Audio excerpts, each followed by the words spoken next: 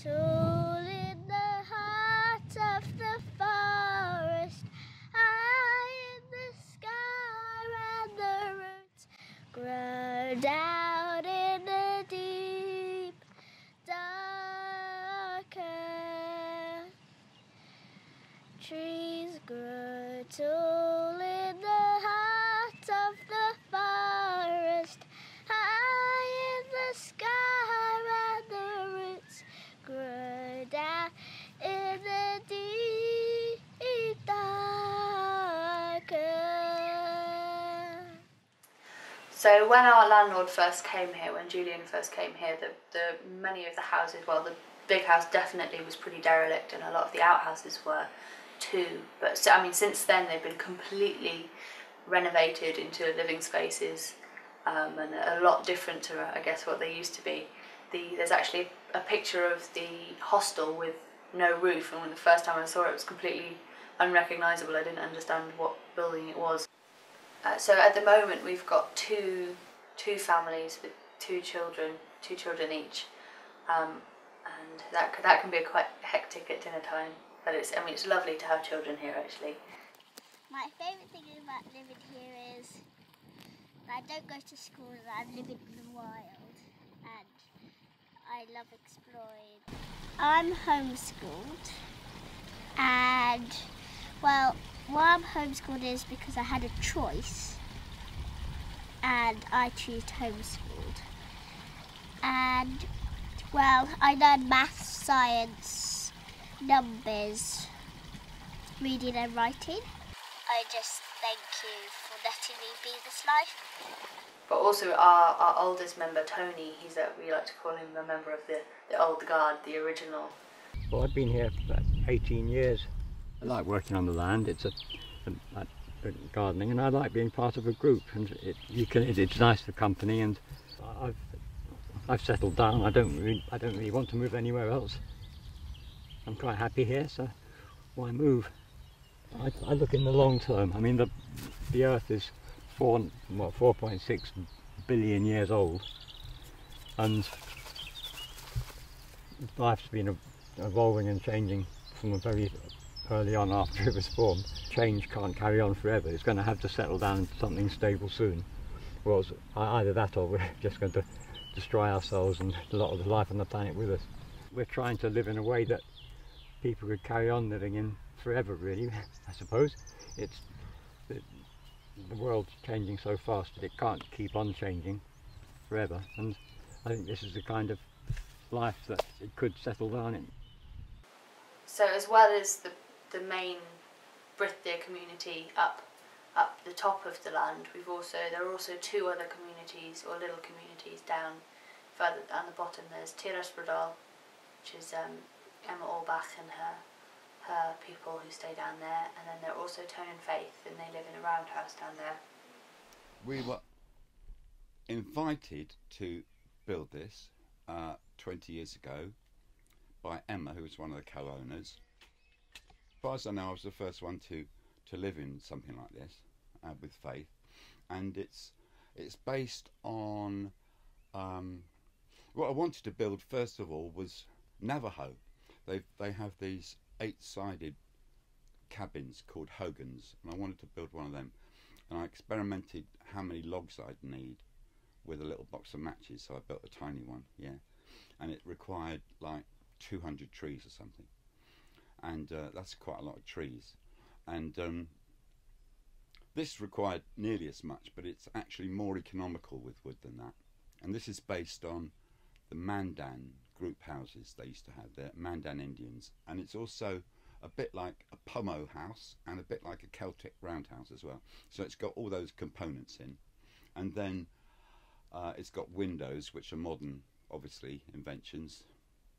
So it's got recycled glass.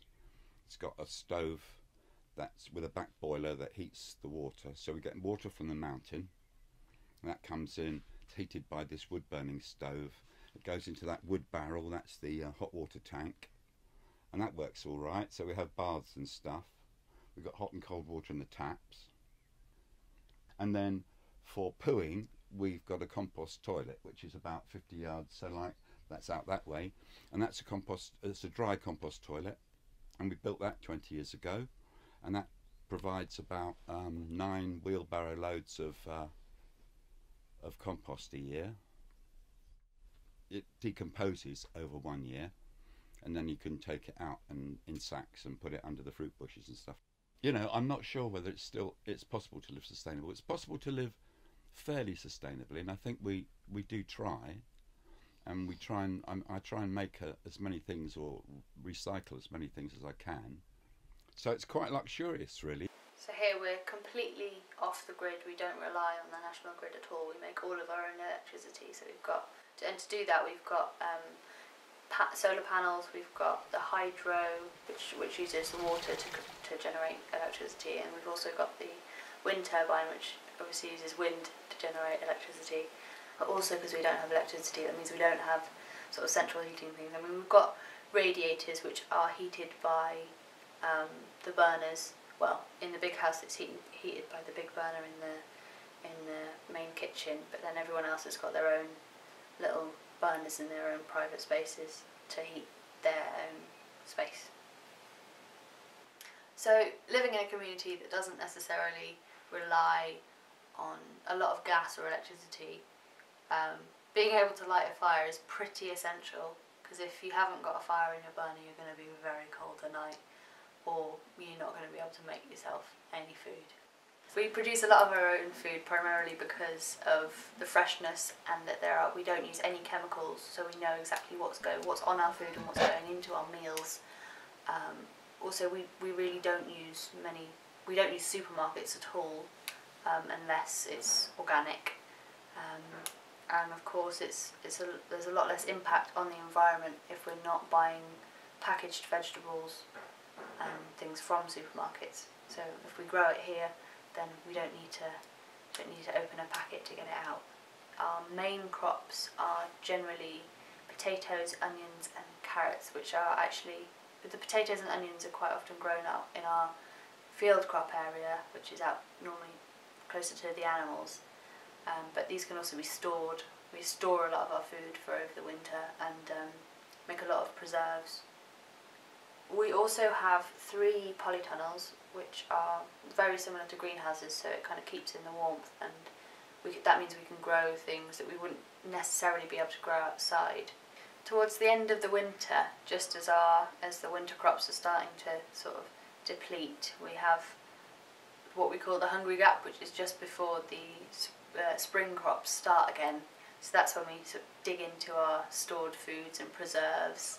We have 3 goats. We have Bridget, Ruthie and Roisin, and we use them for milk, so they get milked every morning, every afternoon. So we have 4 horses. We have Morgan, Belle, Dara and little Teddy.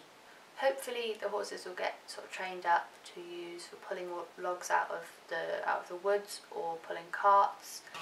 We also have 3 quite noisy geese.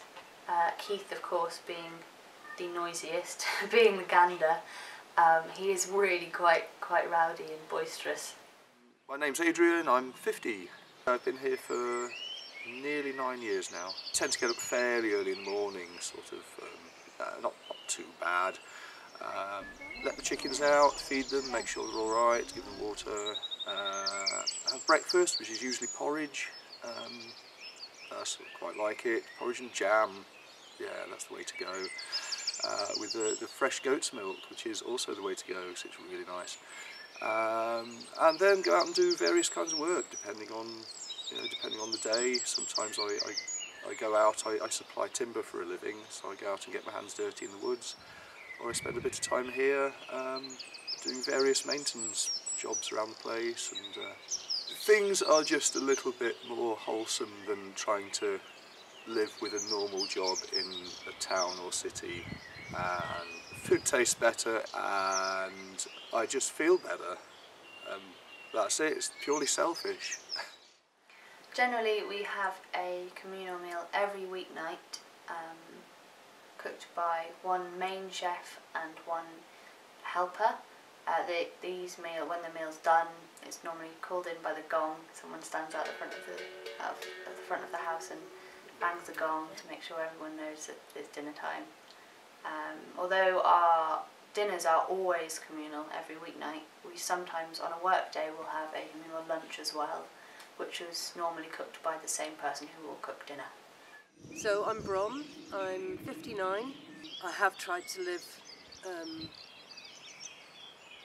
as best I could out in normal society, as it were, in a low impact way, but it's a drop in the ocean, and this is a drop in the ocean too, but you see that you're doing much more here, and hopefully something will catch on. Why I chose this place is that I wanted to be part of a community, because a community has a lower impact than an individual person, because obviously you use less. If you're cooking for two, you use less wood than if you cook for one. So we need to buy the land that we're living on from the owner. We've been renting it for years, but the owner wants to sell now, which is fair enough. Selling at a reasonable, very reasonable price actually, but for us it's just impossible because people have very low incomes here. You don't need money, and we don't believe that we should be storing up money either, so because that's just a waste.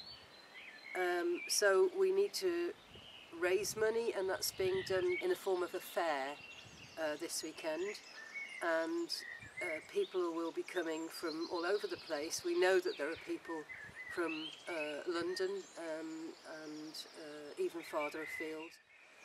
And there are all kinds of different talks going on. People have donated their skills and time to raise money for this place, for us to buy this place, which is amazing. But that means that people also really care that we're doing this, which is also amazing. I mean, people that you wouldn't think would care, they care. And that's just a little seed that's been planted, and it's so cool.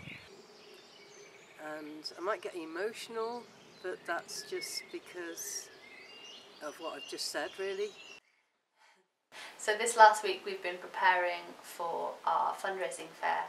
We've been working on this as a community to sort of set it all up, get everything ready. It's actually probably brought us all closer, partly because of the stress and because everyone's got to work together to get it all done. We've been putting up bunting, miles and miles of bunting everywhere, gazebos, signs, so everyone knows where everything is. But it'll hopefully kickstart our fundraising to buy Brithdir.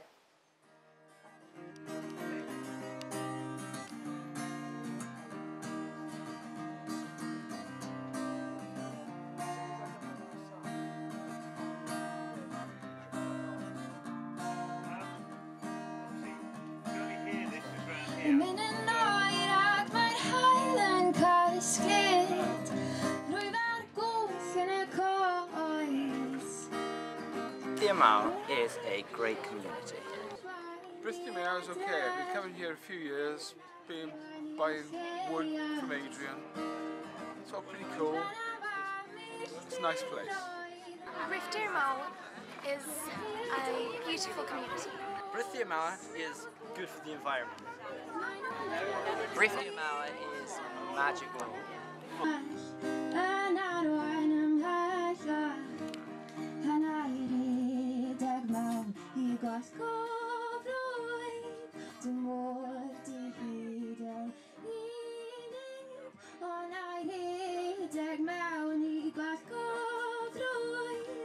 I går til hit for for når I tid.